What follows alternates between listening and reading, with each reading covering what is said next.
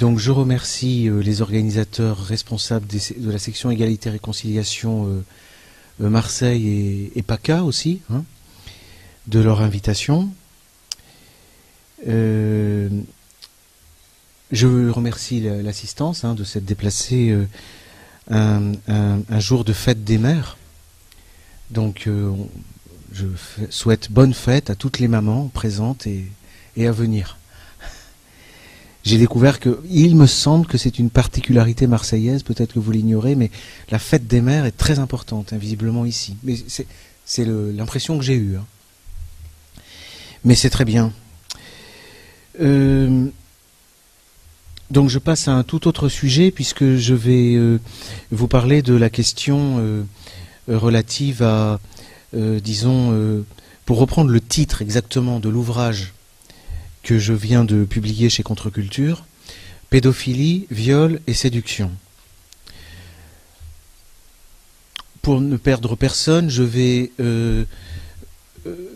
suivre les trois termes en réalité.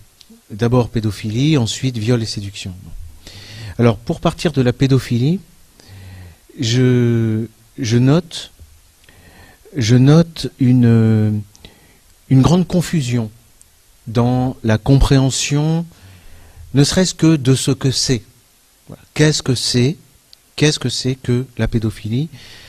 Je note que il arrive que l'on croit savoir, mais dans beaucoup de cas, les gens ne préfèrent pas savoir. On ne veut pas savoir de quoi il s'agit. Et quand on commence à creuser un peu, on se rend vite compte de la complexité, en fait. Quand on cherche les cas difficiles, on se rend compte de la complexité de cette notion de pédophilie, qui, largement entendue, engloberait tout le thème d'aujourd'hui. Hein. Pédophilie, viol et séduction. Mais je vais essayer de sortir de cette confusion. Alors je dois vous dire pourquoi est-ce qu'il est important, à mon avis, de sortir de la confusion et d'essayer d'avoir quelques clés pour analyser les choses. C'est que d'abord le thème déjà est suffisamment grave pour mériter que l'on en ait une idée qui soit précise et efficace. Hein. Et surtout, j'ai remarqué qu'il y a beaucoup de gens qui jouent sur le fait que l'on soit dans la confusion. Et j'ai trouvé déjà très étonnant que, à propos de la lutte contre la pédophilie, on s'attaque le plus souvent à l'Église catholique, par exemple. Enfin, bon, ça me semble assez curieux, parce qu'il s'agit quand même d'une institution protectrice, disons, hein, des populations, des familles, des enfants, des jeunes, des vieux. C'est un petit peu un abri, quoi. Hein, l'Église, c'est quand même un peu, c'est l'alma mater, quoi. C'est justement, ça tombe bien, c'est la fête des mères, c'est quand même une mère protectrice. Bon, et comme par hasard, on s'y attaque, et on s'y attaque. Quand on commence à travailler la question, on s'y attaque de manière assez perfide en jouant sur la confusion, vous voyez. C'est-à-dire, vous croyez être entraîné dans la lutte contre la pédophilie et on vous mène sur des champs de bataille qui ne sont pas du tout ceux que vous auriez dû, pas du tout les batailles que vous auriez dû mener.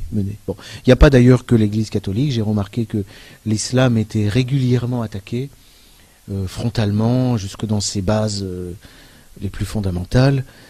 Mais encore le judaïsme. Hein.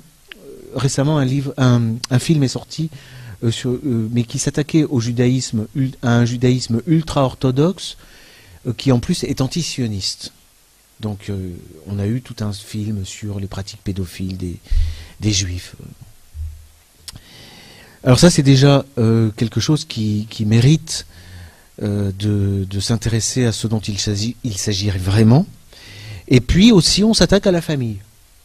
On s'attaque à la famille sous de multiples angles, mais la manière la plus frontale dont on s'attaque à la famille, à mon sens, c'est sur des points qui nous concernent aussi, j'allais dire qui concernent surtout les sociétés non occidentales, mais en réalité pas seulement. C'est avec le fameux mariage des fillettes. Vous avez déjà dû entendre parler à propos de l'Indonésie, l'Afghanistan, l'Iran, etc. L'ONU, les associations de protection des communautés, des droits de l'homme, s'offusquent devant le mariage des fillettes. Bon. Et il n'est pas rare qu'on vous mette en photo un nourrisson, voyez, enfin, ou un bébé, quoi. Et c'est contre le mariage des fillettes. Bon. Et puis quand on creuse un peu, on se rend compte que les fillettes, elles ont 17 ans quand même. Bon. Donc, c'est pas le mariage des fillettes en réalité qui est en cause, mais c'est la famille. Parce que si vous interdisez, comme c'est le cas en France, à une femme de se marier avant ses 18 ans, tout en l'encourageant et en faisant la promotion d'une sexualité très libérée le plus tôt possible, bon, vous favorisez pas vraiment, disons, la construction d'un foyer et de la famille traditionnelle. Vous voyez ? Bon. Donc il y a une réelle offensive comme ça, et il y a une réflexion à mener sur la façon dont on détourne la question de la pédophilie. Bon. Alors, pour clarifier les choses, la première chose, c'est que je pourrais peut-être distinguer ce que le terme pédophilie désigne avec les questions de viol et séduction qui, enfin, dans mon esprit, sont plutôt relatives au droit. Alors que le terme de pédophilie appartient plutôt à la psychiatrie ou à la médecine, disons. Hein, sans que ça implique quoi que ce soit. Il n'est pas question de dire que les pédophiles sont forcément des fous et que donc on les excuse. C'est pas du tout mon idée. Mais disons, il n'y a pas dans la loi française, le terme pédophilie n'apparaît pas. Il y a d'autres choses qui apparaissent, j'y reviendrai. Mais quand le juge a devant lui des problèmes qui touchent de près ou de loin à, disons, pour donner une définition, à des relations sexuelles entre adultes et enfants, en général, quasi systématiquement, le juge d'instruction va nommer un expert, psychiatre, pour examiner l'adulte. D'accord ? C'est comme ça que la question de la pédophilie apparaît dans les tribunaux. Bon. Et d'ailleurs, ça n'interdit pas au psychiatre, je l'ai éprouvé dans certains cas, de se reporter lui-même à ce que dit la loi. Donc il y a un échange entre la science médicale, disons, entre la médecine et le droit. Mais si nous nous concentrons sur l'aspect médical pour dire ce qu'est la pédophilie, on peut s'entendre, enfin je pense même qu'on doit s'entendre, sur cette définition. C'est que il y a pédophilie lorsqu'il y a rapport sexuel, lorsqu'il y a sexualité entre un adulte et un enfant. Bon. Mais il faut partir de ce point pour se dire que on est d'accord. Parce que les difficultés commencent lorsqu'il faut définir ce qu'est un enfant, ou même, inversement, dire ce qu'est un adulte. Voilà. Et tout l'enjeu étant d'avoir parce que vous pouvez aussi avoir des accidents, des rapports entre deux enfants, ou évidemment des rapports entre deux adultes, mais pour voir un rapport entre un enfant et un adulte, vous êtes forcé de délimiter dans le cas. L'adulte était-il bien adulte et l'enfant était-il bien enfant ? Bon. Et c'est là que les choses deviennent, disons, intéressantes. Vraiment, ça mérite d'être regardé de près, parce que je me suis rendu compte qu'il existait deux grandes définitions de l'enfance. Enfin, de l'enfance et de l'âge adulte. Entendons-nous, en général, la limite qui est donnée, c'est la puberté. Mais bon, restons sur la définition de l'enfance, de l'adulte. Bon, il y a deux grandes définitions de l'adulte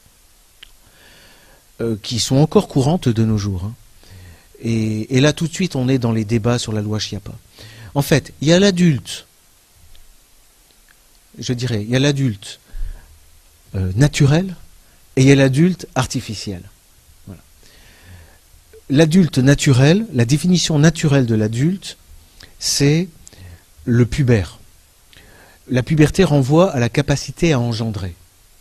Voilà. Ce qui fait l'adulte, c'est la possibilité d'engendrer, pour l'homme comme pour la femme. Avant la capacité à engendrer, on est devant un enfant. Bon. Ça ne résout pas tous les problèmes, ce critère.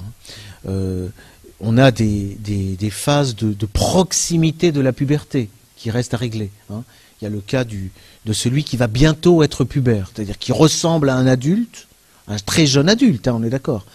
Mais il est sorti de l'enfance, Mais il n'est pas encore, enfin, il n'a pas passé vraiment le critère de la fertilité. Voilà. Bon, ce sont des critères vraiment gynécologiques. Hein. Mais ça, c'est la vision naturelle des choses. Et il se trouve que de longue date, parce que j'en ai retrouvé l'origine dans des débats entre juristes et même d'abord entre philosophes dans l'Antiquité, donc il y a 2000 ou 2500 ans, on a une autre vision qui est de dire on va prendre la moyenne, l'âge moyen. En moyenne, les filles vont être pubères à 12 ans, par exemple. Vous voyez ? Et les garçons à 14 ans. Et sera adulte eh ben celui qui a 12 ans.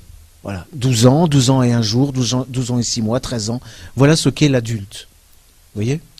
L'enfant, c'est celle qui est d'un âge inférieur à 12 ans. Voilà. On a pendant quelques siècles dans l'histoire, à Rome, dans l'histoire du droit romain, une opposition entre deux écoles. Hein. Il y a ceux qui veulent continuer à définir l'adulte comme celui qui est capable d'engendrer, et les autres qui veulent qu'on se fonde sur l'âge. Ils ont plusieurs arguments. Hein. Ils disent par exemple, dans les cas où il y a un doute, on est obligé d'examiner. Bon, et ça c'est un peu impudique. Qu'un médecin examine l'état du corps, que ce soit d'une petite fille ou d'un petit garçon, c'est impudique. Donc on préfère se fonder sur l'âge. Alors la difficulté que pose le critère de l'âge, et c'est une difficulté que nous rencontrons encore de nos jours systématiquement, c'est d'abord que cet âge il peut être variable, il peut être discutable, et surtout vous allez jamais avoir un garçon par exemple qui sera pubère, donc qui aura vraiment la capacité d'engendrer, pile le jour de son anniversaire. Donc vous aurez forcément, systématiquement, deux types de cas. Vous aurez des gens qui sont, du point de vue de la loi, des enfants.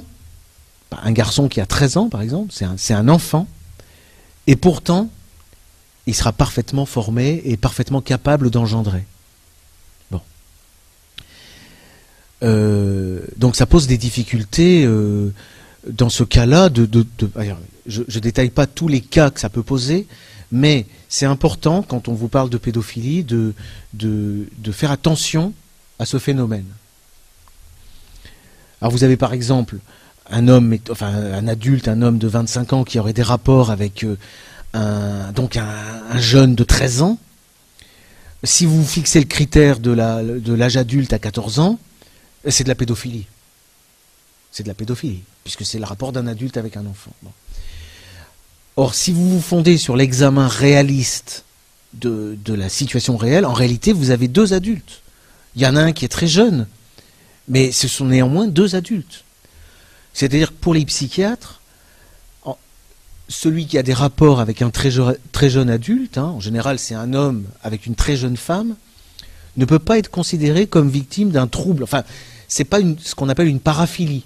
C'est pas de la paraphilie, c'est pas un trouble. Et l'argument des psychiatres, c'est de dire, si on considérait comme pédophiles tous les hommes attirés par les très jeunes filles, formés, hein, c'est-à-dire déjà capables d'engendrer, toute l'humanité masculine serait condamnable. Parce qu'il y a un instinct qui est lié à la survie de l'espèce, qui est que le mâle est attiré par la jeune femelle. Bon, voilà, c'est comme ça. C'est comme ça que l'espèce humaine a pu arriver jusqu'à nous. Bon. Donc il faut en tenir compte de ce phénomène. Mais avec les présomptions légales, avec les fameux âges, le jeu des âges, vous êtes devant des situations très bizarres, des situations très curieuses, où il est abusif de parler de pédophilie. Bon. Et dans l'autre sens, vous pouvez avoir, mettons, une fille de 13 ans. Si vous avez fixé l'âge de la puberté à 12 ans, bon, elle a 13 ans, et qu'en réalité, elle a une puberté, disons, par rapport à la moyenne légale, tardive. C'est donc une enfant. C'est une enfant. Elle va avoir des rapports avec un homme de 30 ans, mais ce ne sera pas un pédophile cette fois-ci. Pour la loi. Vous voyez ? Alors qu'en réalité, il aura été attiré par elle parce qu'elle était une enfant, et non pas une femme. Bon. Donc là, déjà, je vais aborder je vais à peine aborder 2-3 questions qui sont des questions que j'appelle complexes et techniques. Là, c'est une question technique. Donc, il faut arriver à manier 2 critères. Il y a un critère réaliste et il y a un critère conventionnel, un critère d'artifice. Et avant de passer d'ailleurs à la suite, je voudrais insister, parce que ça m'a... Après avoir écrit cet ouvrage, je continue, enfin le cheminement, disons, que se poursuit. Hein, et grâce aux conférences aussi, ça, avec les questions qui sont posées par le public, la réflexion se poursuit. Et je me suis dit que on pouvait y voir dans ce problème, hein, une tendance, comme on pourrait dire, une tendance lourde. Regardez comme la différence entre l'homme et la femme, c'est-à-dire la distinction des sexes, devient elle-même quelque chose soumis aux critères conventionnels, à l'artifice, à la volonté, à la loi. C'est-à-dire c'est plus la nature qui dit c'est un homme et c'est une femme. Non, ça c'est une distinction naturelle. Hein. De même que la distinction entre un impubère, un enfant impubère et un adulte pubère, vous voyez. Bon. À la place de ça, on a des lois qui vont vous dire à quelles conditions et comment et pourquoi on est un homme ou on est une femme. Hein, ce qui nous donne le cas de ce monsieur barbu qui disait « Mais qui vous fait dire que je suis un homme ?» Parce que homme, femme renvoie à des statuts, renvoie à des règles, et c'est complètement culturel, artificiel. Et si une société libérée a décidé que ça dépendait du choix de l'individu, eh ben, il faut que ça relève du choix de l'individu. Voilà. Donc vous voyez, là aussi on retrouve les 2 strates entre la nature, disons, que l'on tend vraiment à nier. Hein. Ça c'est une tendance que j'ai observée quand j'étais, surtout à l'université, ça c'est vraiment... Et l'artifice. Et je me suis fait cette réflexion qu'on retrouve ça même dans la filiation. Vous voyez, ces histoires de gestation pour autrui, de procréation, médication, d'adoption, etc. En fait, il y a une négation du lien biologique, génétique. Vous voyez, il y a quelque chose de nazi dans l'analyse de l'ADN. Dire cette personne est mon père parce que nous avons le même sang, rien que le mot sang fait déjà penser aux chambres à gaz, vous comprenez? Et donc, si vous voulez, il y a le sang qui est refoulé, et il y a la société, il y a l'adoption, il y a la convention qui est promue. Hein. Le père, le père et la mère, on ne parle plus de père et de mère, vous le savez, hein, c'est interdit maintenant. On parle de parents d'intention. Tout est dans l'intention. Voilà. Donc là, je pense qu'on peut comparer avec le phénomène...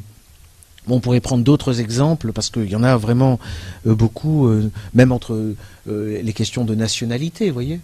Comment on attribue la nationalité, c'est aussi des cas où il y a quelque chose de conventionnel. Bien. Et puis, oui, on m'a reproché de ne pas assez parler de ce qu'il y avait dans mon livre, parce qu'il y a des choses, mais je ne veux pas non plus tout dévoiler. Il faut que... Bon, parce que effectivement... en creusant cette distinction entre, disons, les partisans de la convention et les partisans de l'artifice, c'est vrai qu'on remonte à la philosophie grecque et une opposition entre ce que j'ai vu, enfin, il y a l'école de Pergame et l'école d'Alexandrie, enfin bon, ouais. Ça c'est très intéressant, mais il faut arriver à articuler, à dire achetez mon livre. Bon, ce petit moment récréatif pour vous dire que j'en ai terminé déjà avec le premier point. Mais déjà, je pense que c'est central. Sur la question de la puberté, la distinction entre l'enfant et l'adulte, il faut avoir ça en tête. Il y a le critère biologique, disons, naturel, et il y a le critère artificiel. Et ça, on va le retrouver après, parce que, à propos du critère artificiel, on va avoir le droit pénal, avec les interdictions, les sexualités interdites. Bon. Alors, c'est là qu'on a le deuxième passage un peu technique, quoi. Mais c'est une clé importante pour arriver à sortir de l'extrême confusion dans laquelle on est avec ces questions. Et je m'en suis rendu compte, le premier, lorsqu'il a été question de la loi Schiappa et qu'on m'a interrogé.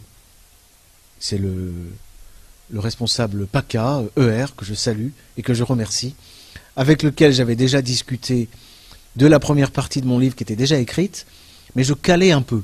Je voulais consacrer la deuxième partie justement à cet aspect philosophique. Bon. Mais c'était déséquilibré. L'éditeur, on discutait avec l'éditeur, on pensait que ça n'irait pas. Et là-dessus, la loi Schiappa passe, et donc un camarade, j'espère qu'on ne me reprochera pas d'avoir employé ce terme, on le fera sûrement, mais peu importe, me dit, mais qu'est-ce qui se passe avec cette loi Schiappa? Alors les gens ne savent plus, qu'est-ce qu'on peut faire, ne pas faire, etc. Bon. Ce qui m'a obligé à reprendre cette question du droit pénal consacré à, disons, la sexualité entre adultes et mineurs, quoi, il faut bien le dire. Et j'ai découvert que c'était le chaos. Chaos entretenu aussi par le problème de la conception de la pédophilie. Bon. Alors, pour éclaircir les choses, là, il y a une clé encore. Il faut justement distinguer viol et séduction. Mais attention, la séduction, c'est pas la drague. La séduction, j'ai employé ce terme, qui est un peu maladroit, mais qui renvoie au droit pénal d'Ancien Régime en France. La séduction, c'est la séduction interdite. C'est le fait pour un homme, dans la plupart des cas c'est ça, d'avoir séduit, mais c'est au sens négatif, d'avoir séduit une femme, en fait de l'avoir complètement embobinée, par exemple de lui avoir fait croire qu'il allait se marier, et puis en fait le lendemain matin il disparaît. Bon. Ça s'appelle de la séduction. C'est pas bien, ça se fait pas. Bon. Mais c'est pénalement sanctionné. Viol. Alors le viol, ce qui définit le viol dans une conception, disons, il ne faut pas dire libérale, c'est une conception rationnelle, disons, mais assez propre à l'Occident, c'est l'absence de consentement. Dès lors que vous n'avez pas été consentant, il y a viol. Donc là, c'est la question du consentement. Alors, ce sur quoi j'ai prévu d'insister, parce que c'est un point technique très important, ce qu'il faut comprendre dans notre droit, enfin, pas la loi Schiappa. Maintenant, quand je dis dans notre droit, c'est tel que j'ai pu le reconstituer en tenant compte aussi du droit pénal sous l'Ancien Régime. Si vous n'avez pas consentement, s'il n'y a pas consentement, bon, il y a viol. Hein, et puis en l'absence de pénétration, il y a agression. Bref, c'est de la violence. Hein, c'est de la violence, du viol, c'est pénalement sanctionné. Ça, c'est hors de doute. Ce que les gens ont du mal à savoir, en fait, c'est que il peut y avoir consentement et quand même interdiction, punition. Alors ça c'est difficile à admettre. Je ne parle même pas des partisans de la liberté absolue. Hein. Il ne devrait même pas se poser la question du consentement, c'est trop libéral. Il devrait y avoir l'acte et puis tout est permis. Bon, il y a des gens qui pensent comme ça aussi. Mais je vous parle des gens qui estiment que dès lors qu'il y a consentement, ça c'est les libéraux, hein, il y a contrat, et donc l'État ne peut rien interdire. La société ne peut rien interdire. Donc il faut garder en tête que cette conception n'est pas actuelle. Après, il peut y avoir encore du progrès. Hein. Après Macron, d'autres viendront. Après Schiappa aussi, peut-être, malheureusement. Et puis, c'est pas fini.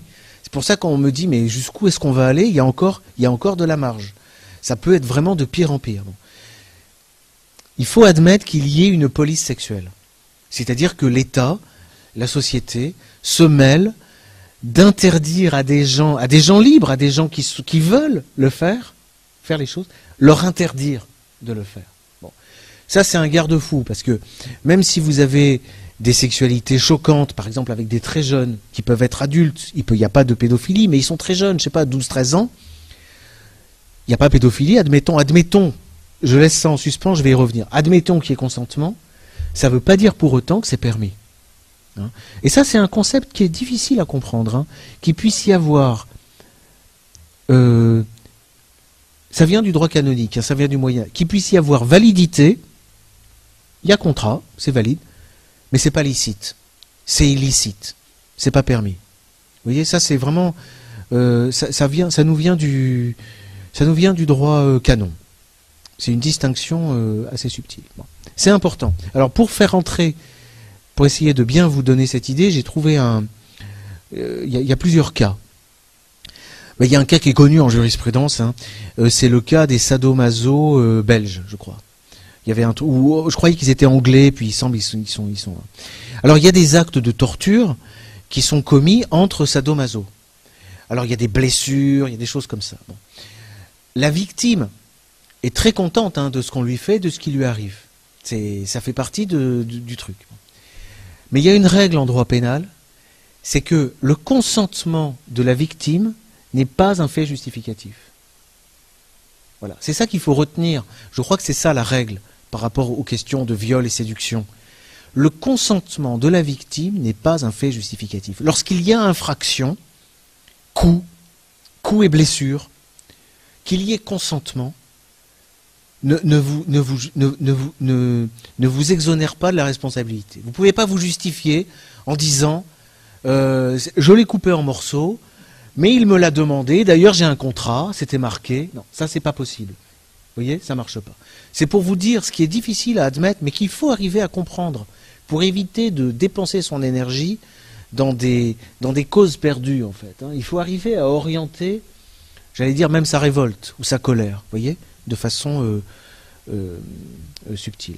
Et ensuite, alors l'exemple que je viens de vous donner montre bien que toute sexualité n'est pas permise. Il y a des sexualités qui sont interdites. Si la personne vous demande, je sais pas, de la découper, de lui couper un bras ou autre chose, et c'est ça son plaisir, et c'est ça qui vous fait plaisir, bon, vous allez le faire, il y a consentement, mais ça sera pénalement répréhensible. On est dans la sexualité interdite. Bon. Je prends des exemples extrêmes, mais il y a de la sorte, la loi interdit beaucoup de cas de sexualité. Et il y en a beaucoup d'autres qu'elle n'interdit pas. Ce qui est tout aussi choquant. Par exemple, la loi interdit à un majeur donc de 18 ans d'avoir des rapports avec un mineur de moins de 15 ans. Ça va être interdit. J'espère ne pas me tromper. C'est tellement compliqué que j'ai besoin parfois de me rafraîchir la mémoire, mais c'est bien ça. Même s'il y a consentement. Il y a consentement. La jeune fille, par exemple, à 14 ans et demi, elle est parfaitement consentante. Bon, c'est même pas son premier... Enfin, passons sur les détails. Et bien non.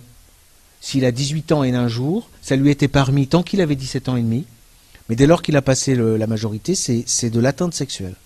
C'est interdit. Voilà. Par contre, donc, jusqu'à 17 ans, là, il fait ce qu'il veut. Vous voyez, il fait ce qu'il veut. Après, la sexualité, par exemple, pour un adulte de 18 ans, pour un majeur de 18 ans, avec un mineur entre 15 et 18 ans, là, ça dépend. C'est subtil. Par exemple, si c'est son professeur, si c'est une élève, ça va dépendre. Il ne faut pas qu'il abuse de sa position pour avoir des rapports, vous voyez. Mais ça n'interdit pas de tomber amoureux. Mais comme je donne toujours l'exemple, si il la convoque systématiquement dans son bureau après les cours pour lui donner des cours particuliers, là il y a un problème. Ou si elle est systématiquement retenue, ou il est systématiquement retenu pendant la récréation, bon, enfin bref, on peut imaginer ce qu'on veut, mais c'est pour vous dire que les lois, de toute façon, sont absolument méconnues. Ou peut-être alors des grands pervers qui sont intelligents, qui arrivent à trouver les failles. Parce qu'il y en a des failles.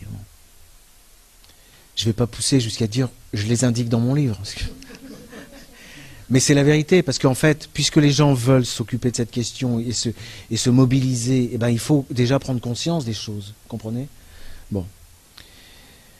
Voilà, ça c'était la deuxième... je ne sais pas si ce sont des questions juridiques, celle-là l'était. Ça, c'est vraiment une question juridique. La distinction entre viol et séduction.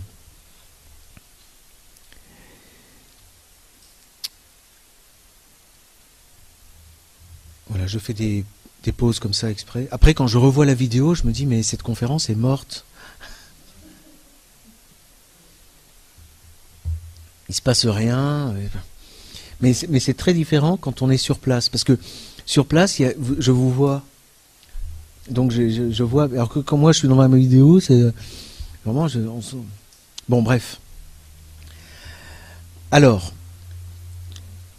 est-ce que vous voulez que je récapitule ? Nous venons de voir donc pédophilie, avec la question du critère de l'âge adulte. Et nous venons de voir la distinction entre si vous voulez, le cas où il y a consentement. C'est pas pour autant que c'est permis. Il peut y avoir consentement et pourtant C'est interdit. C'est ce qu'on appelle la séduction. Enfin, dans mon livre, c'est ce que j'ai appelé la séduction. Interdit. Alors maintenant, il faut se pencher peut-être, pour finir, sur cette question du consentement. Si vous êtes d'accord. Pardon ? Vous consentez, c'est bien. Alors quand vous consentez, ça suffit pas finalement de dire je consens, parce que ça veut rien dire. En réalité, le consentement, c'est vraiment la partie encore plus, c'est vraiment un cours de droit. Le consentement, c'est quelque chose d'assez complexe. C'est quelque chose de complexe. Il y a trois strates dans le consentement. Alors dans les autres, dans le livre, je les prends dans un certain ordre. Je vais les prendre dans le même ordre que le livre. Dans les autres conférences, je l'ai pris dans le désordre. Je vais le prendre dans le même ordre. Déjà, il n'y a pas consentement quand il y a tromperie ou erreur. C'est-à-dire, vous donnez votre consentement à un cours de droit et on vous donne un cours d'histoire. On vous a trompé. Vous avez cru consentir à une chose et puis on vous donne une autre. Bon, l'exemple qu'on peut donner, c'est le cas du médecin. La patiente consent. Je peux quand même donner quelques petits exemples croustillants. Elle consent à être pénétrée parce qu'on lui fait croire que c'est purement médical.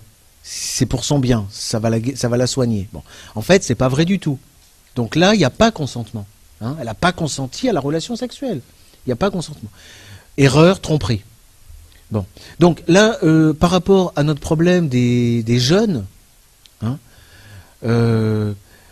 on peut déjà, quand bien même y aurait-il tous les autres critères remplis, il est vrai qu'avec une jeune personne, pour peu qu'elle soit encore relativement innocente ou un peu écervelée, garçon ou fille, on peut douter, il faut savoir vraiment déjà s'il n'y a pas erreur ou tromperie. Parce que c'est facile aussi de tromper les gens. Hein. Bon.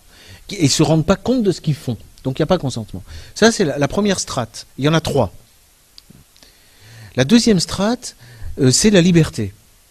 La liberté, c'est-à-dire si vous avez commis l'acte sous la violence ou sous la contrainte, vous avez été forcé, par exemple, je sais pas moi, vous aviez un bras avec un couteau et on vous a poussé, vous voyez, on a poussé votre bras. Bon, c'est pas vous n'avez pas consenti à agir.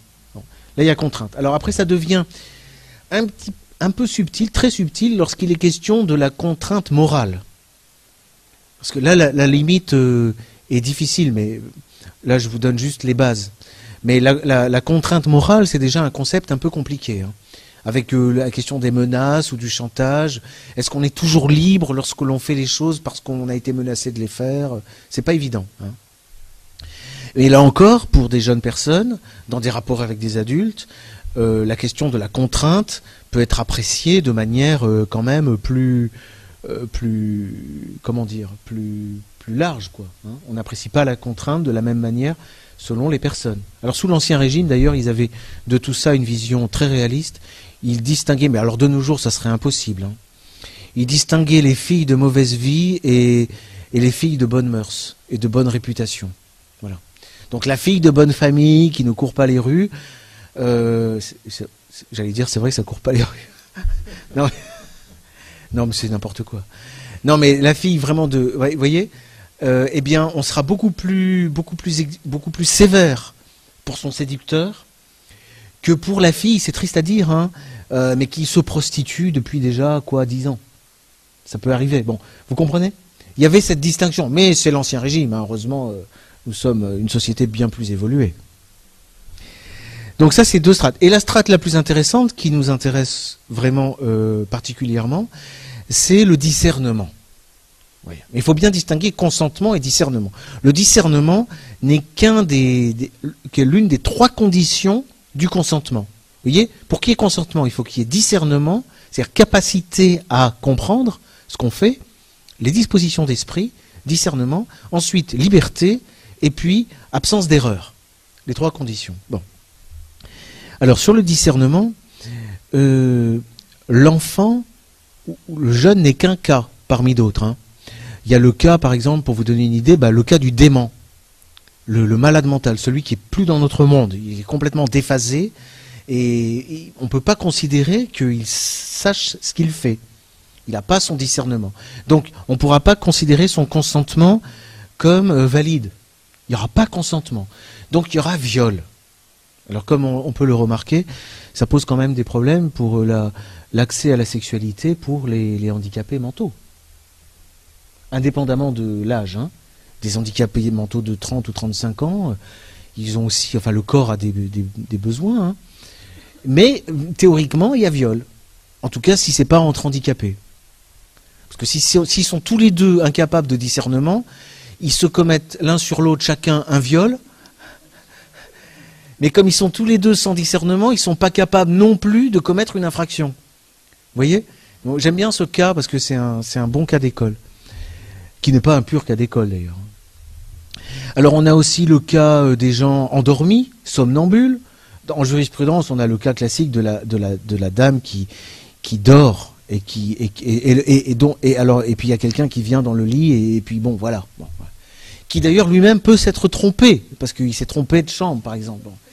Donc là mais il y a viol pour elle a été violée, elle n'a pas consenti à l'acte. Bon, puis lui il s'est trompé. Bon, voilà. Donc on a le somnambule, etc. Et puis alors on a le problème effectivement de l'enfant. Alors moi jusqu'à présent et en écrivant cet ouvrage, moi j'avais considéré qu'il faudrait partir du critère qui est à la fois un critère psycho et psychobiologique, c'est le critère de la puberté. C'est le même critère en fait. Et c'est pour ça qu'on pourrait dire, dès lors que la personne est pubère, non seulement il n'y aura plus pédophilie, mais en plus, il y aura a priori, hein, sauf dysfonctionnement neurologique, etc., il y aura discernement. Hein, alors j'ai bien pris mes précautions, c'est pas parce qu'il y a discernement qu'il n'y a pas erreur, qu'il n'y a pas violence, et qu'il n'y a pas interdiction de la sexualité. Hein. Mais il y aura discernement. C'est ce que je me disais. Bon. Mais il faut laisser enfin nous faisons un examen doctrinal de la situation et nous essayons d'analyser les choses et de comprendre au mieux toutes les parties prenantes. Hein. Bon. Pour le contrat, pour certains actes, il y a aussi le fameux âge de raison des Romains, hein, 7 ans. Voilà. Si des extrémistes libéraux allaient jusqu'à dire qu'un enfant à 7 ans est doué de discernement, ça n'empêche que on serait quand même, avec le problème de la pédophilie et de la liberté, plus le problème de l'erreur et le problème de la violence, hein, on serait tout à fait autorisé à réprimer des actes commis sur des enfants de 7-8 ans. Hein. Bon. Mais moi je vous dis, je m'étais arrêté à l'idée que dès lors que l'enfant est impubère, il n'a pas le discernement, en tout cas il n'a pas le discernement pour ce type d'acte. Voilà. Si vous voulez, il y a des paliers. Hein, il y a des actes auxquels on est capable de consentir, on a le discernement pour y consentir à partir de 7 ans, et puis il y en a d'autres, il faut attendre la puberté, et puis d'autres encore, il faut attendre 18 ans, et puis d'autres, c'est 25 ans, c'est 21 ans. Hein. La capacité, c'est toute une série c'est une échelle. Hein. Bon. Donc l'idée du discernement qui ne serait acquis qu'à la puberté et rendrait donc la personne capable de consentir. Ce qui ne veut pas dire, encore une fois, qu'elle consent. Bon.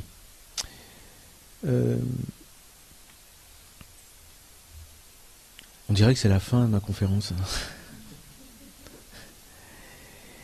Parce que j'ai perdu un peu le fil. Parce que je me sers de l'occasion d'une conférence aussi pour expérimenter des hypothèses et des choses que j'avais pas forcément vues. Hein. Ah oui, ça y est, ça me revient. Oui, ce critère de la puberté est intéressant comme critère du discernement, hein, parce que ça rejoint aussi les théories freudiennes, hein, qu'on accuse beaucoup d'être des théories pro-pédophilie, etc. Bon. C'est vrai que chez Freud, enfin on le lit dans quantité d'ouvrages de sa part, hein, il y a 3 étapes dans la vie. J'ai noté parce que j'ai pas en tête. Justement, jusqu'à l'âge de 7 ans, il y a ce qu'il appelle l'Oedipe. Avant 7 ans. Et c'est justement la fameuse période où il dit que les enfants sont des polymorphes, enfin des pervers polymorphes. Enfin bon, je pense que ça a été très incompris. Mais pour ce qui nous intéresse, c'est la période de latence. C'est-à-dire que de 7 ans à la puberté, il y a, enfin en théorie, hein, je ne sais pas en pratique ce qu'il en est toujours, mais il y a normalement non seulement une indifférence vis-à-vis de la sexualité, mais même une forme de pudeur, j'allais dire de répulsion, mais on veut pas, enfin l'enfant ne veut pas s'occuper de ces choses-là, vous voyez. Bon, et ça c'est jusqu'à la puberté.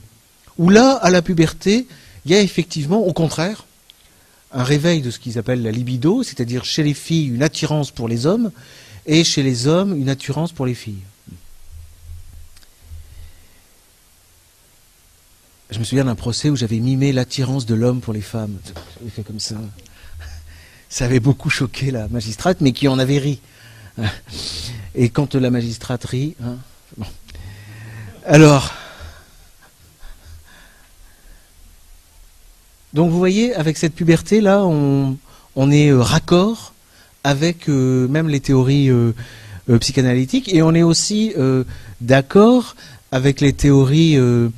disons biologiques, enfin des médecins, hein, parce que la puberté se traduit, donc, pour récapituler, par toute une série de signes, mais d'abord la taille, on grandit, homme ou femme, les femmes ont les hanches qui s'élargissent, les hommes ce sont les épaules, je vous apprends rien, et puis quantité de signes, pilosité, etc.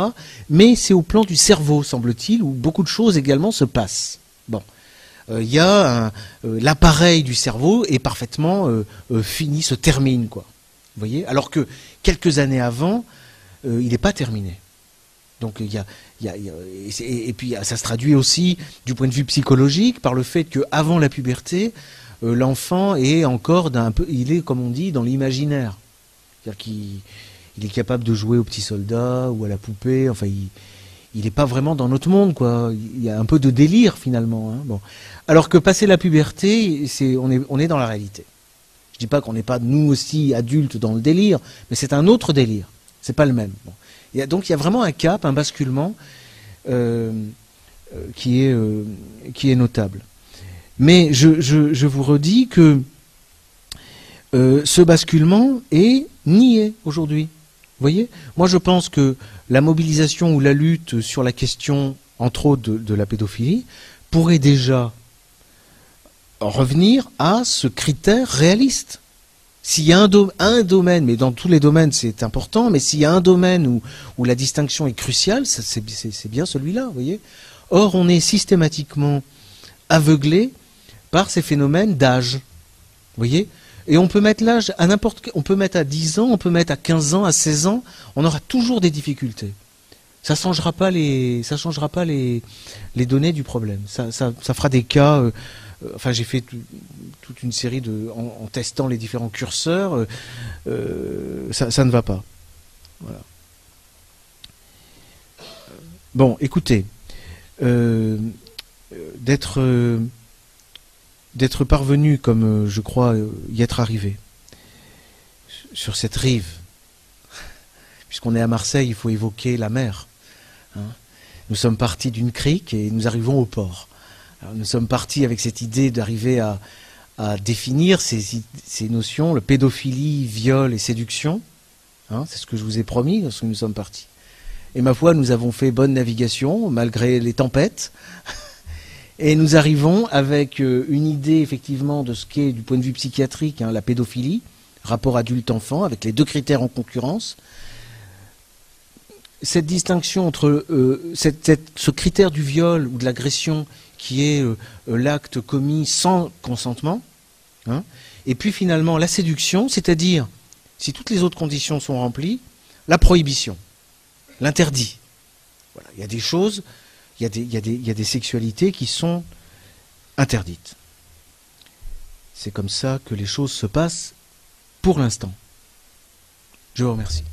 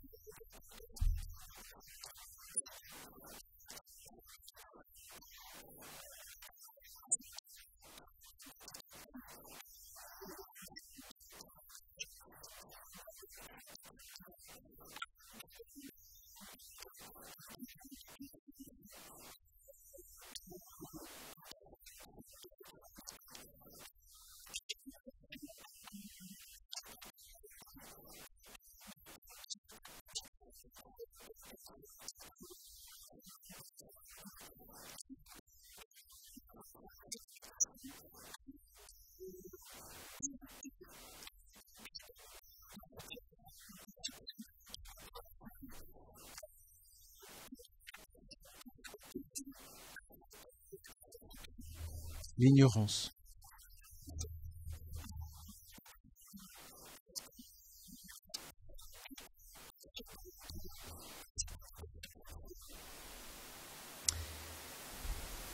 Oui, alors écoutez, déjà le thème, le thème que j'aborde est complexe et il y a beaucoup de pourquoi complexe parce qu'il y a beaucoup de corollaires autour. C'en est un, hein, c'est pas complètement central. Hein. Alors, on peut effectivement se dire que de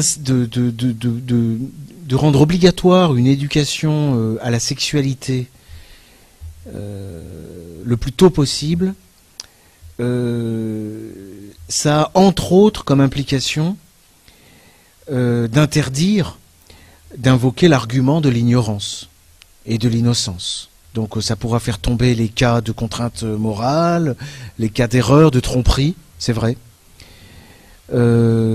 Entre autres, mais pas seulement. Hein. Il y a aussi, on est toujours dans les distinctions, hein, l'indistinction entre les hommes et les femmes. Cette fameuse théorie du genre. Hein. Le genre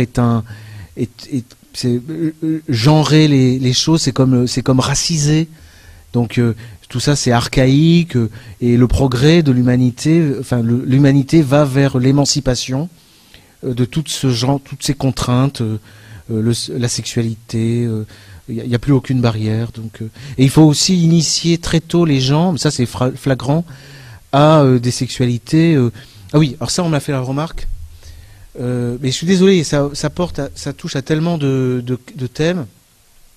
Bien dissocier la reproduction de la sexualité. Ça fait partie des choses. Hein. Bon. C'est vrai qu'on a connu dans le passé, et puis ça va pas en revenir, une police sexuelle, hein, vous comprenez, au sens de quelle est la sexualité autorisée, qui justement était sur cette distinction entre reproduction et non-reproduction. Et dans une conception, disons, très religieuse, une certaine pratique très stricte, hein, très exigeante, une ascèse, on peut le dire. Une certaine ascèse, il y a radicale séparation entre sexualité, c'est-à-dire entre plaisir et reproduction. Et ce à quoi on assiste aujourd'hui, c'est on apprend aux gens à éviter de se reproduire, en tout cas pour les femmes par exemple, pas avant d'avoir atteint l'âge de 35 ans, parce que c'est là qu'elles doivent faire appel aux médecins, donc ça peut être aussi une sorte de complot de la médecine pour faire marcher la boutique. Mais en tout cas, on encourage effectivement toutes les sexualités non reproductrices ou non reproductives chez les jeunes. Hein, des fois, on peut faire la liste. Hein, ça peut aller jusqu'à la zoophilie et toutes sortes de pratiques. Alors, ce que ça m'évoque aussi, je voulais vous le dire. Souvent, quand vous avez comme ça des politiques qui viennent de l'ONU, c'est-à-dire qui sont globalistes, qui sont mondialistes, il faut toujours avoir une pensée. C'est bien de penser à nos sociétés, ce qui se passe à Paris, à Marseille, à Lyon et dans les campagnes. C'est bien.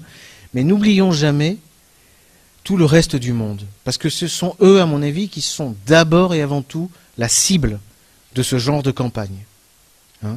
Parce que quand on veut envoyer les petites filles, même d'Afrique, d'Afghanistan, d'Iran, d'Indonésie, quand on veut absolument les envoyer à l'école très tôt pour leur apprendre la sexualité, etc., c'est pour court-circuiter les sociétés.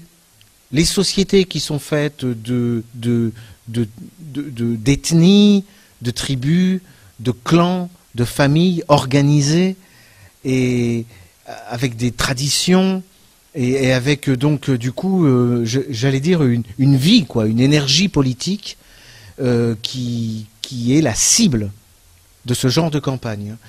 Apprendre à lire aux petites filles en Afghanistan, c'est pas seulement leur apprendre à lire, hein, c'est leur apprendre à lire des livres de lecture qui viennent de l'OTAN. C'est ça en fait. Moi je me souviens très bien de la campagne d'Obama au Caire quand il venait d'être élu.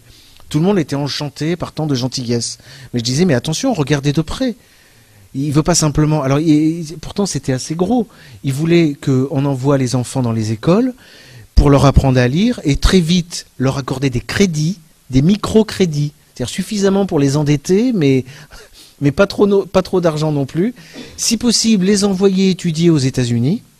Je pense qu'après, c'est pour les réimplanter dans les pays d'origine. Enfin bref. Donc n'oubliez pas l'aspect mondial. Hein. Parce que je pense que, si vous voyez, je ne dis pas que les sociétés occidentales ne soient pas la cible, mais nous subissons l'offensive de notre propre culture depuis 2000 ans.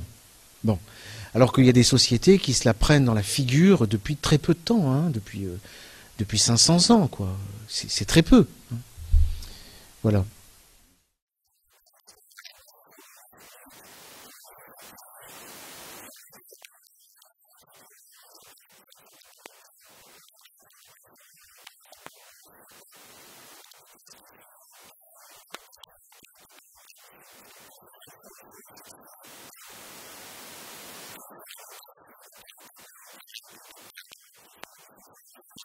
Oui, mais c'est la destruction de la famille au sens de la famille traditionnelle, c'est-à-dire c'est pas un papa, une maman, hein, je le répète, mais c'est la famille traditionnelle, la seule vraie famille, c'est le clan.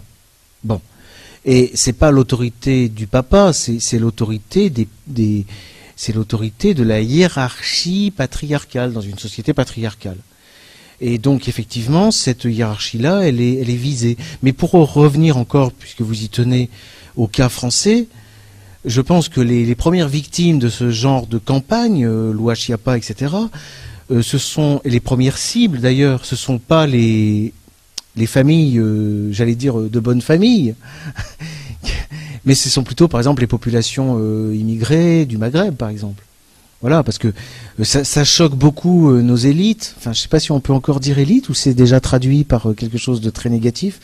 Non, mais ce qui peut choquer, disons, les apparatchiks, enfin l'intelligentsia, toute la haute administration hein, qui vit dans son monde, c'est de voir des populations à qui ils pensent avoir peut-être tout donné, hein, d'avoir fait venir, bon, et puis ces gens, visiblement, se comportent en de dangereux rebelles. C'est-à-dire que quand les femmes sortent dehors, elles ne montrent pas leur corps, enfin, ils n'ont pas un comportement qui est celui que nous avons, nous. Bon. Donc je pense que ce sont eux aussi, beaucoup qui sont visés. Beaucoup.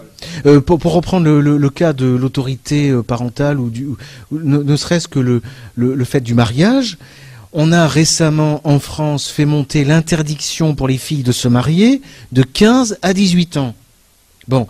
Et ça vise pas Marie-Clotilde. C'est ça. Hein. Donc, ce qu'on vise à interdire, c'est la possibilité de maintenir une sorte de mariage traditionnel. C'est-à-dire qu'on ne veut pas que les mariages soient organisés par les parents. Là, on est vraiment dans l'autorité parentale. C'est-à-dire les parents, les grands-parents, les oncles, les tantes.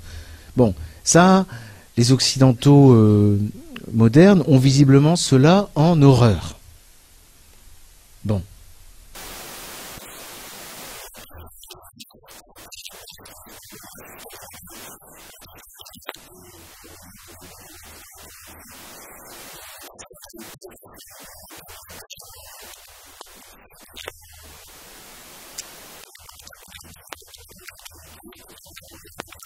Oui,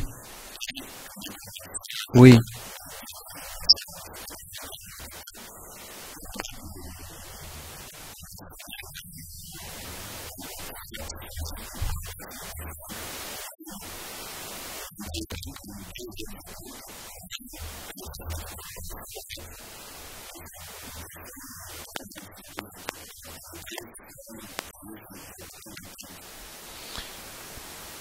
oui, mais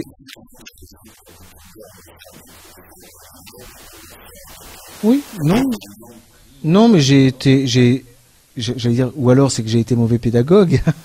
Mais non, non, je l'ai dit, oui, oui, oui, je l'ai dit. Non, non, je l'ai dit même dans l'interdiction de la séduction. C'est-à-dire qu'effectivement, vous pouvez, il y a évidemment des relations, et encore, ça peut choquer certaines personnes déjà qu'on emploie le mot relation, mais il y a disons des actes qui sont commis effectivement entre adultes, alors qu'il y en a un et puis il y en a un pour qui c'est condamnable. Oui, oui, oui, oui. Ceci étant, il faut pas non plus exagérer. Il y a aussi une tendance à à porter, on dit à porter au pilori, non, à mettre au pilori, hein, mettre au pilori des cas absolument incroyables. Euh, Là, vous avez des rapports. Enfin, je pense à un cas précis. Je vais pas le nommer parce que il m'a pas chargé de parler de son cas, mais vous avez des rapports entre un adulte, mettons, qui a près de 45 ans, par exemple, avec une femme qui a 30 ans ou 35 ans. Bon, très vite, la presse va la présenter quasiment comme une fillette. Bientôt, elle sera vierge. Et puis, de fil en aiguille. Et puis alors maintenant, on apprendra qu'elle était dans la dissociation, c'est-à-dire que pendant 15 ans de sa vie, elle s'est comportée, excusez-moi, mais un peu comme une traînée, mais c'était pas vraiment elle, c'est-à-dire que en fait, ceux qui en ont profité auraient dû savoir et comprendre qu'en fait, ils étaient face à quelqu'un qui était dans la dissociation. Bon. Puis vous avez les cas combien de cas d'accusation médiatisés de viol sont des cas de remords, de regret, ou même, voire, de déception.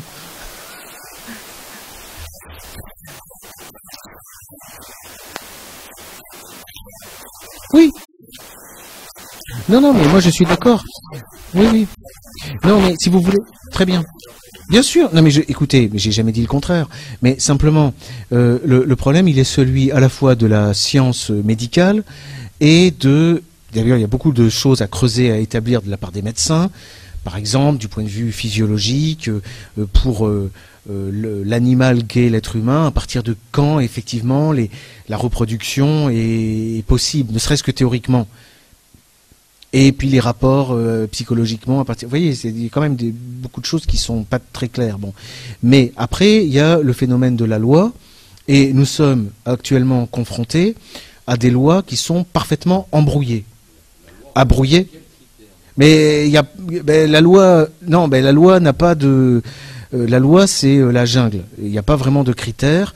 Déjà, la différence, comme je l'ai faite, entre viol et séduction, c'est-à-dire entre agression et atteinte, elle est confuse.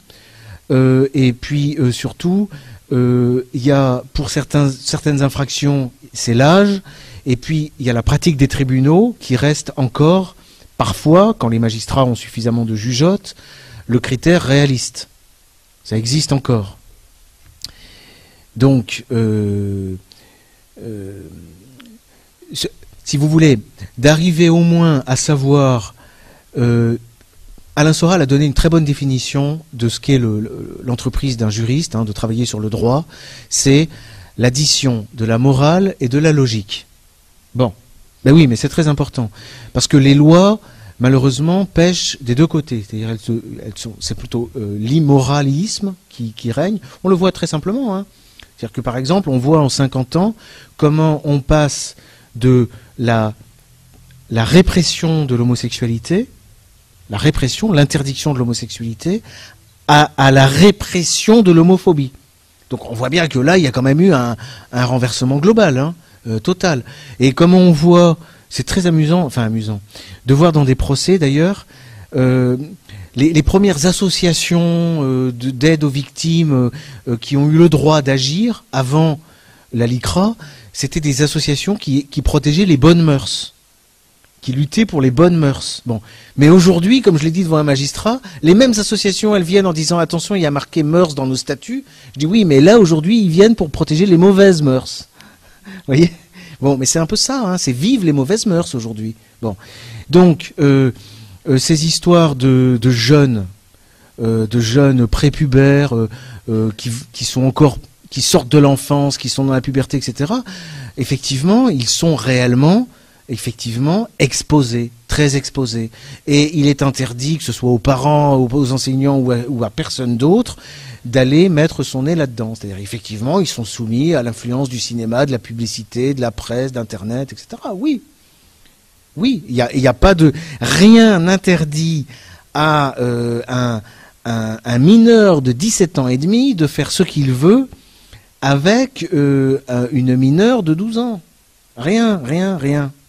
Qu'est-ce que vous voulez que je vous dise? Je ne vais pas vous raconter le contraire. La loi, elle est comme ça. Alors, on peut pas, du jour au lendemain, comme ça, parce qu'on a découvert qu'il y avait un problème, imaginer qu'on va pouvoir rétablir l'autorité paternelle ou parentale. Je vous rappelle que, sous l'Ancien Régime, donc dans les bonnes familles, pour avoir des rapports avec une jeune fille, il fallait l'autorisation de son père. Bon, voilà. Et pour se marier, il fallait effectivement l'autorisation des parents. Bon, alors on peut trouver ça très bien ou très mal, mais en tout cas, on n'y est plus du tout.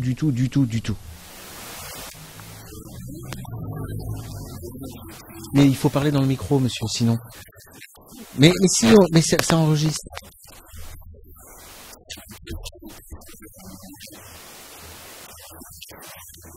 Oui. Ah, voilà. Alors, article 1.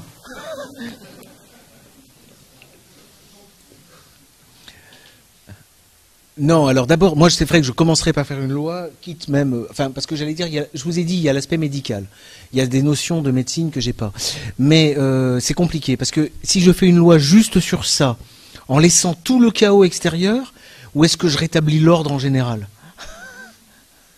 Parce que c'est pas pareil, c'est pas la même chose. Parce que moi je vais vous le dire parce que je l'assume.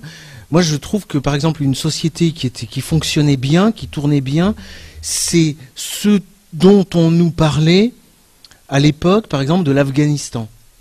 Moi je trouvais que eux ils tenaient encore. Vous voyez, il y avait quelque chose comme du Catéron. Ils tenaient contre le chaos. Bon, je pense que la société iranienne aussi est un très bon modèle. La société iranienne, comme ça se passe en Iran, c'est un voilà des exemples. Bon, mais laissons l'ordre général parce que pour l'Occident, on a des enfin bref, on sait ce que c'est. Enfin non, justement, on ne sait pas ce que c'est. Votre question est intéressante. C'est vrai qu'il faut se poser cette question. Après tout, ce serait quoi quelque chose qui marcherait? Bon, alors pour me cantonner au thème d'aujourd'hui, hein, pédophilie, viol et séduction, moi je pense qu'il faudrait revenir déjà aux critères réalistes et établir qu'il y a une barrière qui est franchie par tout individu à la puberté. On change d'état d'esprit. D'ailleurs, on ne se souvient même pas de ce qu'on a fait, de ce qu'on a pensé exactement quand on était enfant. Il y a une métamorphose. Bon. Donc ça, c'est une barrière. Et peu importe les âges, on se moque des âges. On a montré, et déjà dans la conférence à Mulhouse avec Alain Soral, on l'a dit, vous avez des gaillards de 11 ans. Vous avez des malabars de 11 ans, ils sont mûrs, c'est des hommes. Bon. Et donc là, vous allez les traiter quoi? Comme des pauvres petits-enfants et en plus, le traiter comme des pauvres petits-enfants va vous interdire de les surveiller quand ils sont avec de vraies fillettes de 11 ans. Bon, bref. Bon, pour moi, la barrière, ça serait la puberté. Et alors, il y a une police familialo-tribale qu'il faut faire attention déjà à ce que les enfants fassent pas n'importe quoi ensemble, ce qui peut arriver, hein. Donc là, il y a une surveillance et qui est naturelle. Bon. Et puis ensuite, passer le cap de la puberté, effectivement, il y a prohibition pour des raisons d'interdiction de la pédophilie et pour des raisons aussi, si on veut, de consentement. Il y a interdiction de rapports sexuels entre un adulte et un enfant. C'est tout. Et puis après, pour le jeune adulte, alors on peut introduire une sorte de police sexuelle. Mais jusqu'où va-t-elle? La police sexuelle, elle peut aller jusqu'à interdire les rapports hors mariage. Après, les sociétés. On peut avoir mais ce que je veux vous dire, puisque notre thème c'est quand même la protection de l'enfant, hein, et la pédophilie. Bon, on pourrait avoir une prohibition radicale. Déjà, on ne cède pas là-dessus, c'est une prohibition de la pédophilie, hein, et une condamnation et une répression de la pédophilie, avec par exemple la peine de mort. Bon, moi je rétablirais la peine de mort. Oui. Avec un panel de comment on appelle ça, de châtiment, ça fait de tourment. Parce que je vais en parler. Vous êtes d'accord pour que je parle un peu de la peine de mort? Parce que c'est bon. Mais vous voyez, déjà l'ultra minimum, ce serait ça. Après, entre adultes, moi personnellement, je suis pour que ce soit quand même, disons, la société et les familles qui s'occupent de gérer les choses. Si un père de famille, si un clan veut prostituer ses filles, bah, après tout, qui va lui faire la morale? Ça fera des prostituées. Bah, il en faut aussi. Bon. Et si d'autres familles veulent que leur femelle se marient, et se marient quand eux ils choisissent, bon bah ils choisissent, à mon avis. Mais si vous voulez, le socle radical anthropologique, comme disent les progressistes, là, ce serait la pédophilie, mais sur le critère de la puberté. Hein, et qu'on ne vienne pas nous vendre des scandales de pédophilie avec des filles qui tombent enceintes, par exemple. Enfin, si vous m'avez bien suivi, si la fille elle tombe enceinte, c'est qu'elle était femme. Donc c'est pas de la pédophilie. C'est tout ce qu'on voudra, mais c'est pas de la pédophilie. Bon, voilà. Alors après, la peine de mort, vous savez, j'ai découvert Muyard de Vouglans, qui est un pénaliste de la fin de l'Ancien Régime, que dans toutes mes études de droit pénal, je m'étais interdit de consulter, parce que on m'avait mis dans la tête que c'était tout en latin. Et en fait, pas du tout, c'est du beau français, et c'est le dernier grand représentant du droit pénal classique, héritier héritier de toute la tradition occidentale depuis les pères de l'Église. Bon. Héritier de cette tradition-là. Bon. Et il a été le grand opposant à Beccaria. Cesare Beccaria, qui est un Italien, qui était lui le voltairien et le progressiste, les Lumières, le droit pénal libéral, bref, le droit pénal qu'on a aujourd'hui. Et l'interdiction de la peine de mort. Bon. Donc, alors après on va croire que je suis sadique, mais c'est vrai que pour un juriste, c'est intéressant de voir le détail des modes d'exécution du condamné à mort. Ça dépend des actes, ça dépend de sa condition. Est-ce que c'était un clerc? Est-ce que c'était un prêtre? Est-ce que c'était un opposant politique? Vous voyez, il y a toute une série de... Mais après, il y a toute une série de choses. Alors, on sait, il y a la pendaison. Ensuite, on a eu, avec le progrès, on a la fusillade. Bon, on a la chambre à gaz. Alors, il y a eu la guillotine, mais avant la guillotine, il y avait la tête tranchée, hein, avec le billot. Mais vous connaissez tout ça mieux que moi, hein, c'est bien. Hein. Il y a l'écartèlement, il y a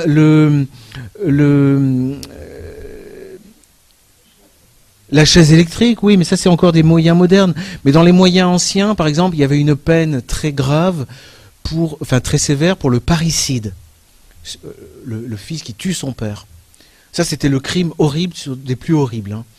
Et donc le parricide était enfermé dans un sac de cuir cousu, hein.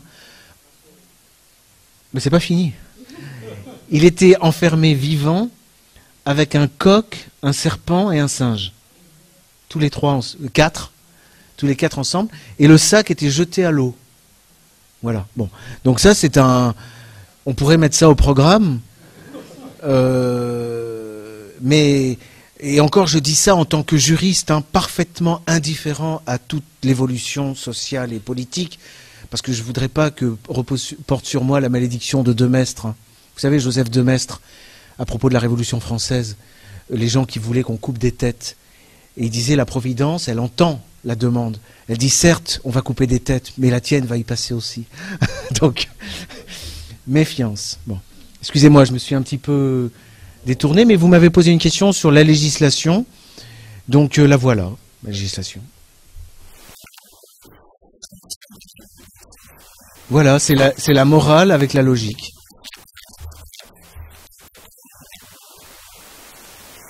Bon, allez-y.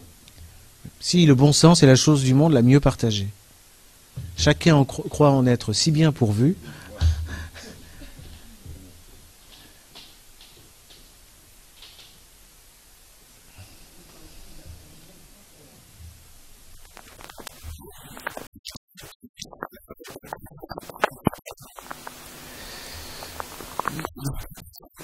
Non, non, pardon, non, je dis pas que le rapport Kinsey n'est pas intéressant, attendez, mais est-ce que, simplement je fais ce visage parce que, est-ce que je peux en dire deux mots?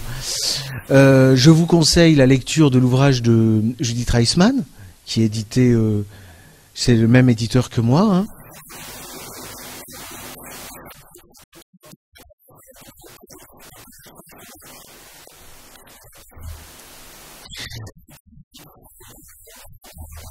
Non, mais j'ai pas lu en entier l'ouvrage de Judith Reisman.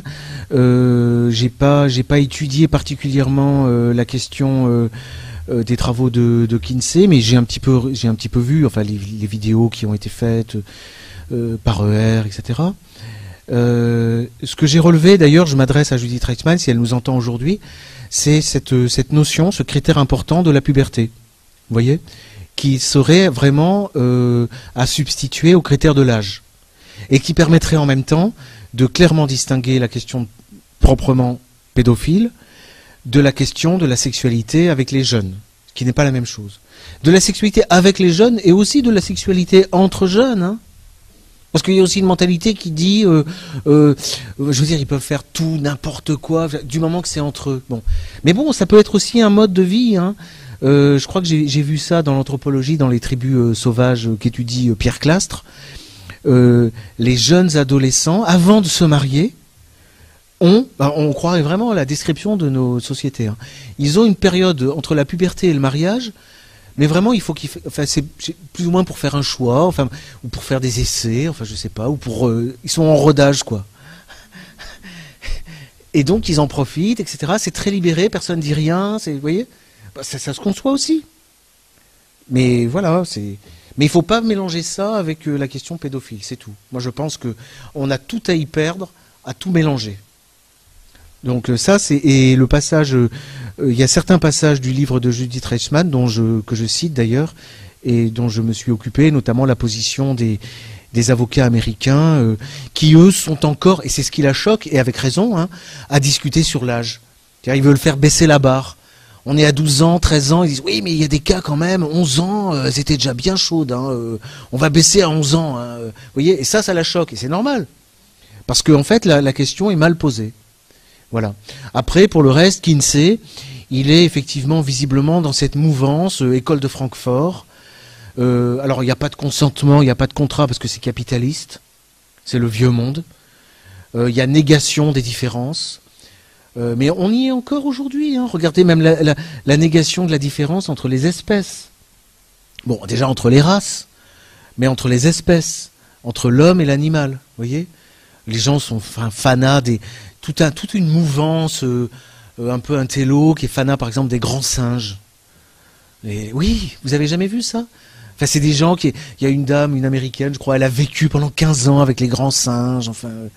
Bon, vous voyez, donc c'est intéressant, hein, l'étude de la vie animale, hein, ça nous en apprend beaucoup sur notre histoire même, hein. Je critique pas ça.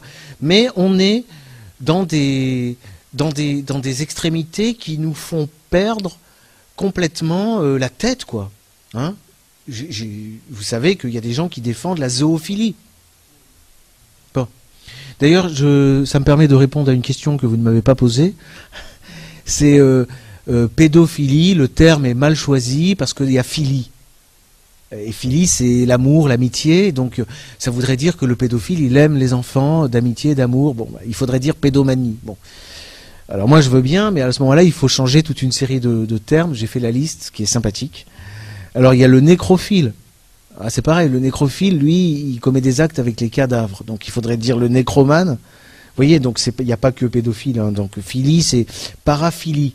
C'est la perversité, c'est le trouble du comportement qui fait faire des pratiques, qui fait qu'il y a des gens qui sont déviant, oui, on peut dire le terme, oui, c'est vrai, déviant. Oui. Mais il y a nécrophilie, il y a zoophilie, il y a coprophilie. Je sais même pas exactement ce que c'est à chaque fois. Hein. Clistérophilie, urophilie, vous voyez. Bon, voilà. C'est un peu comme le mot antisémite.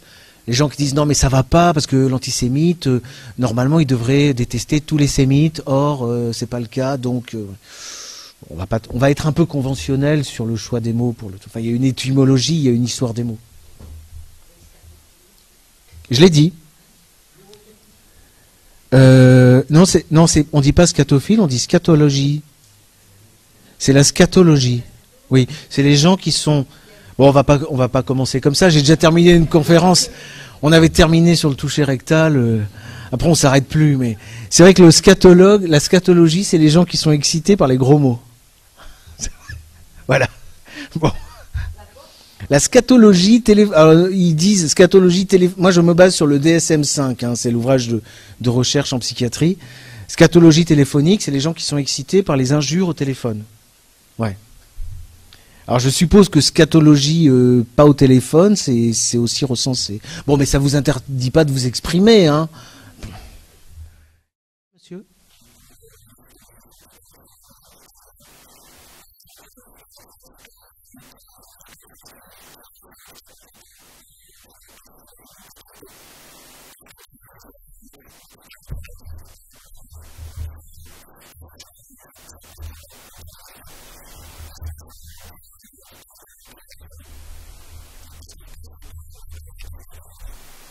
Ah.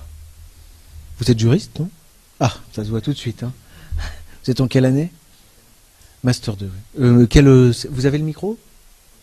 Mettez-le quand vous parlez. Et quelle section, enfin quelle matière? En fiscalité, oui, très bien. Bon.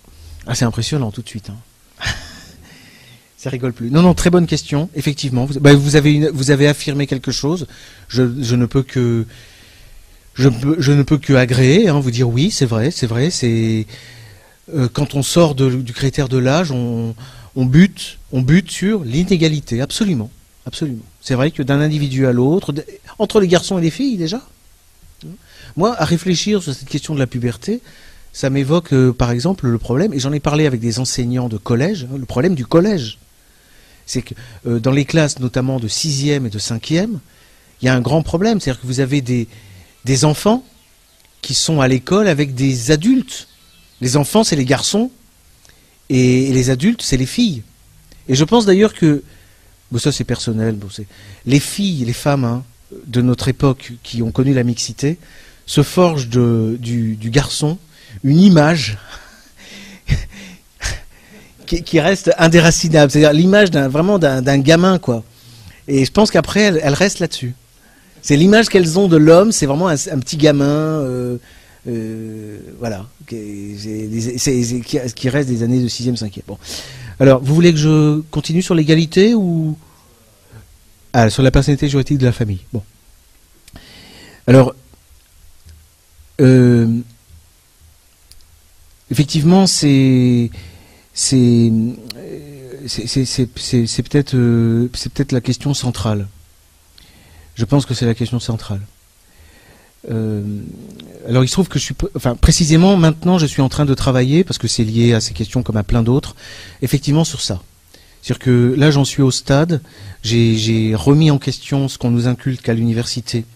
C'est-à-dire la vision de la famille romaine, le pater familias, comme un individu qui règne en fait en tyran, hein, sur ces biens parmi lesquels on a les esclaves, les femmes et les enfants. C'est ça l'idée qu'on nous donne. Hein. C'est-à-dire qu'on a tellement une conception, et ça, mes professeurs me l'avaient dit à moi, m'avaient dit, vous êtes trop individualiste, vous êtes enfermé dans la vision individualiste. Et c'est vrai, on pense individu. Et quand on nous dit la famille romaine, c'était un groupe, on imagine un tyran à la tête du groupe. Bon. En fait, c'est vrai que la famille, je dis romaine, mais c'est la famille grecque, c'est la famille celte, c'est la famille africaine, c'est la famille... Ça, c'est anthropologique, ça se retrouve sur toute la surface de la planète. La famille, c'est un corps politique. C'est un corps. Donc, il a la personnalité morale au sens où ce corps, il est propriétaire déjà d'un territoire, et puis quand il y a déjà évolution avec la propriété privée, la propriété, les biens, notamment immeubles, appartiennent à ce corps, et non pas aux membres du corps, qui eux ne sont là que pour être un instant, et puis grâce à leur reproduction, assurer la survie de ce corps, vous voyez, de ce groupe. Donc la personne morale, la seule personne, en fait on est victime de cette séparation entre personne physique, individu, et personne morale. On ne sait pas trop ce que c'est, une sorte de patrimoine abstrait. Bon, c'est ça qui nous coupe de la bonne vision.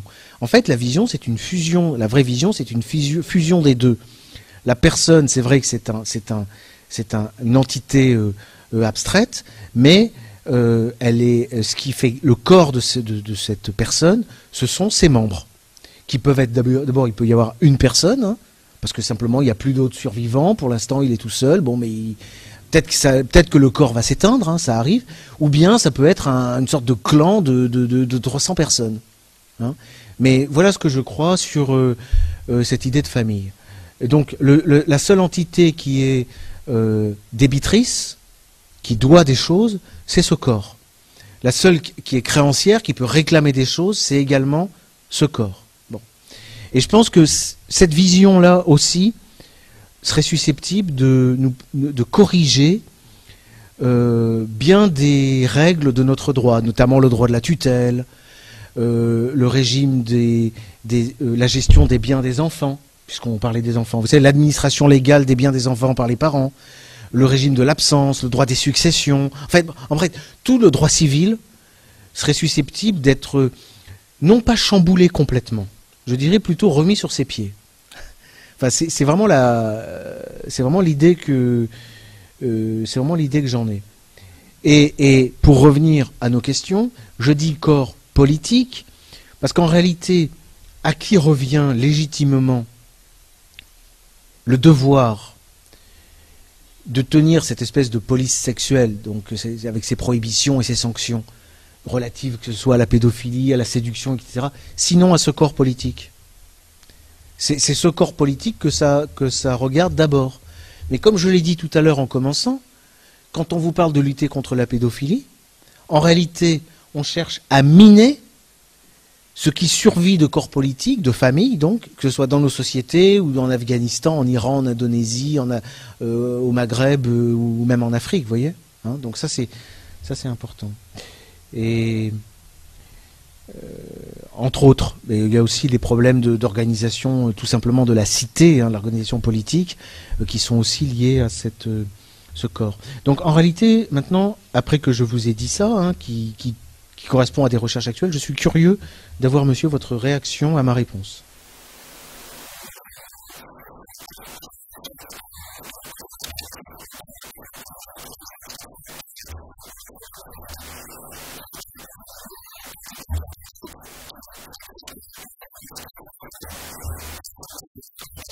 Absolument.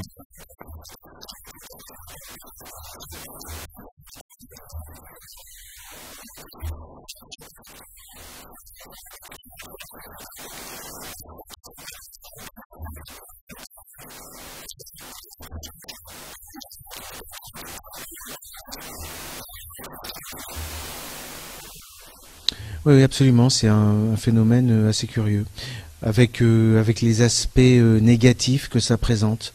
Mais c'est compliqué, vous savez, quand on regarde la vie de certains philosophes, je sais pas, ou historiens, je pense à Todd ou à Marcel Gauchet, il y a toute une philosophie, de l'Occident. Vous voyez, en fait, si on a des téléphones portables, c'est grâce à ça, vous voyez. Si on n'avait pas détruit la famille, eh ben, on vivrait encore dans des cavernes. Enfin, il y a un peu cette mentalité, hein. Et puis c'est l'idée, c'est l'idée du progrès, de la liberté, de la libération. En fait, c'est peut-être un côté charmant, hein, je sais pas. C'est vrai que la possibilité d'accéder très tôt, le plus tôt possible, au marché, de travailler, d'avoir de l'argent, de pouvoir se droguer librement, de pouvoir disposer complètement de son corps, complètement comme on veut. Peut-être que ça... Enfin, on peut faire à peu près ce qu'on veut, sauf on peut pas dire ce qu'on veut. Ça reste très très limité. On peut pas tout dire. Ça, c'est clair. Notamment, il est compliqué de critiquer la société actuelle. Ça... On veut des rebelles, mais on veut pas ça aille trop loin non plus, quoi. Enfin, on veut des rebelles, mais on veut pas de réactionnaires.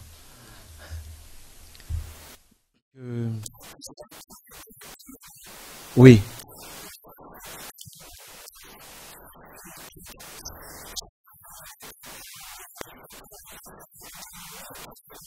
Ah oui.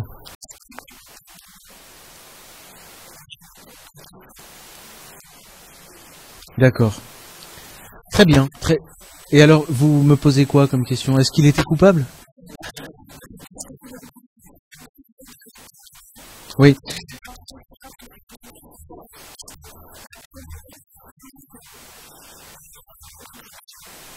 Bon, ça, j'en sais rien, hein.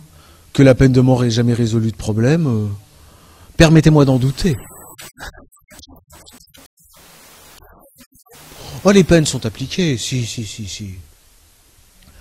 Non, écoutez, la peine la peine de mort, bon, moi j'ai grandi comme ça dans l'université, et puis un jour, pour le malheur de la perfection de mon cursus, mais vous êtes bien parti, hein, vous avez bien choisi, c'est bien, faut faire ça.